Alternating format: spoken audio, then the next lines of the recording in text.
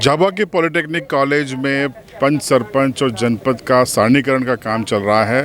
साथ ही सरपंचों को प्रमाण पत्र दिए जा रहे हैं।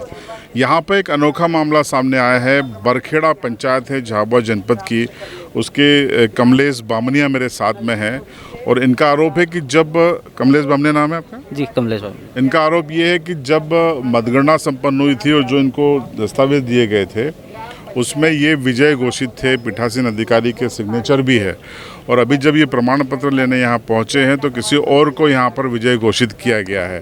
तो क्या है पूरा मामला, हम इन्हीं से समझेंगे। बताइए क्या हुआ था। सर, ये 1 तारीख को जो मतदान हुआ था, उस समय मतदान होने के बाद जो गणना पर्ची हमको दी गई थी, उस पर्ची में मेरा एजेंट जो बूथ पे बैठा था उसने मुझे 97 बताया। 97 बताया, मैंने दूसरे आंकड़ों पे ध्यान नहीं दिया। जब मैंने सारी जगह के आंकड़े सबमिट किए तो उस आंकड़ों के आधार से मैं विजयी हुआ। लेकिन यहाँ पे जब मैं आया प्रमाण पत्र के लिए तो यहाँ आके देखा तो मुझे जो पर्ची दी गई थी बूथ से, वो नहीं होने के बाद पीठासन ने यहाँ पे दूसरी पर्ची सबमिट करवाई, जिसमें 97 दूसरे उम्मीदवार का था, 57 मेरा आ रहा था, 331 किसी और का आ रहा था। जो मुझे पर्ची दी गई उसके हिसाब से मैं विजयी था। बाकी यहाँ पे जो पर्ची बताई गई मुझे, उसके हिसाब से दूसरा उम्मीदवार विजयी हुआ। आपको क्या लगता है क्या हुआ इस बीच में? तो सर, अब यही सारे डॉक्यूमेंट बता रहे हैं सर, जो भी हुआ। मतलब फर्जीवाड़ा किया गया, गड़बड़ी की गई, क्या लग रहा है? बड़ा गड़बड़ी स्पष्ट दिख रहा है सर। उनका कहना है कि आपका कार्बन खिसक गया है, अंदर ये बताया गया है कि आपका कार्बन खिसका हुआ है। अगर कार्बन खिसका हुआ रहता तो नाम भी खिसकता। देखिए स्क्रीन पे आप इसको ले लेना।